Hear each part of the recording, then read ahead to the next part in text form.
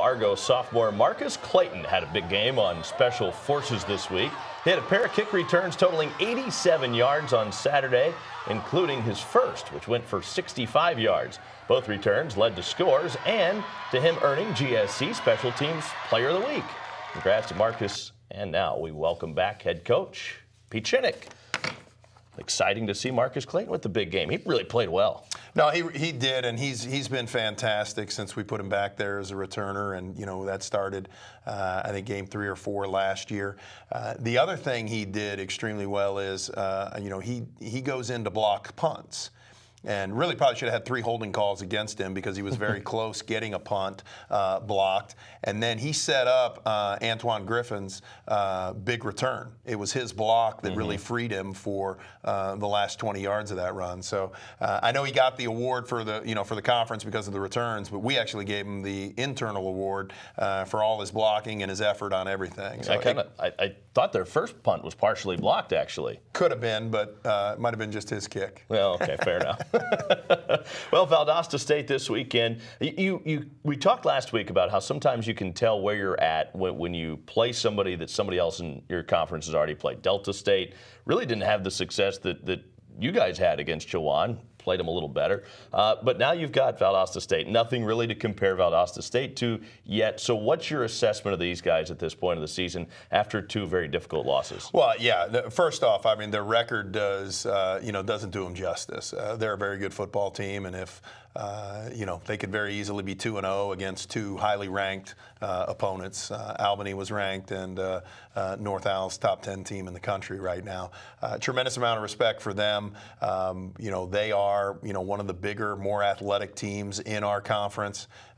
It'll be, again, as we say, it'll be a great test for us to just get an idea as to where we are.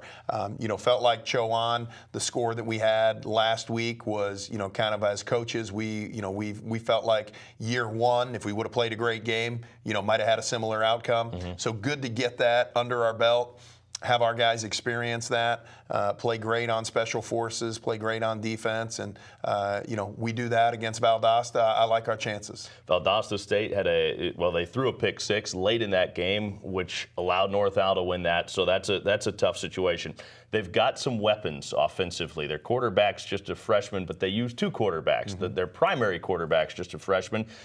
When you look at that, even though he's kind of a dual threat guy, he's still a freshman. Do you play him differently? I mean, how does all that play out? Yeah, I think you look at his ability, and I'm pretty sure the starter for Alabama was a freshman last year. I don't know that anybody played him different. You kind of look at his talent level and see where he's at. Some guys go in a little wide-eyed, and other guys just go in, and it's another game to him. He looks extremely comfortable back there. I mean, if you were to watch clips of him and just say, hey, freshman, sophomore, what would you think? You wouldn't say, oh, yeah, that guy's a freshman. So he's playing comfortably. We just got to respect, his legs and his arm because he uses them both well. And that makes him a little more difficult to get uncomfortable if he's already back there not playing like a freshman. How about receiving wise? It seems like they've got some weapons. They do, and I mean they've always had big fresh targets that they roll guys in, they play a handful of guys. They've got some playmakers. I think it's probably the best skill set that we've seen. Missouri S&T had some speed and little shifty guys. Valdosta's got a little more size, but they've got the speed that I think will test our secondary. They created problems last year with the offense because of what they were able to do defensively. They forced a lot of turnovers. Do you still see kind of a similar defense this year out of them? Most definitely, and probably one of the bigger defenses that we will see. And again, probably one of the more athletic. They're just long. They move well in space. North Al, I think, had 4 turnovers, 5 turnovers in the game. So we're going to have to do a great job holding on to the ball, being smart with it. And, every decision that our quarterback makes has got to be a wise one. Well, that's something that this team this year has done a great job of through 2 games. We'll talk more about that. Plus, we'll get to take your questions when we come back. This is the Coach Shinnick Show on the UWF Sports Network.